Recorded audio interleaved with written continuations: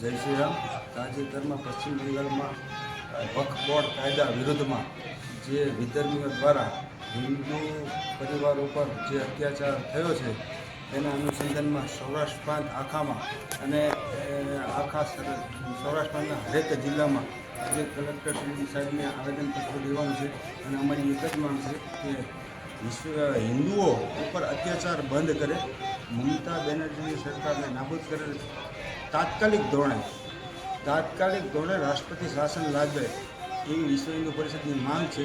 અને જો કદાચ આનો નિર્ણય તાત્કાલિક ધોરણે નહીં આવે તો પ્રાંતમાંથી જે સૂચના આવશે અને જે અલ્ટિમેટમ આવશે એ પ્રમાણે હરેક જિલ્લામાં હરેક પ્રાંતમાં એની સૂચનાનું પાલન થશે. અને વિશ્વ હિન્દુ પરિષદ દ્વારા આ અલ્ટિમેટમ છે કે મમતા બેનર્જીની સરકાર હટાવે અને રાષ્ટ્રપતિ શાસન લાવે. જય શ્રી રામ. જય શ્રી રામ. વિશ્વ હિન્દુ પરિષદ દુર્ગા વાહિની સૌરાષ્ટ્ર પ્રાંત સહસંયોજિકા દિયાબેન ભટ્ટ.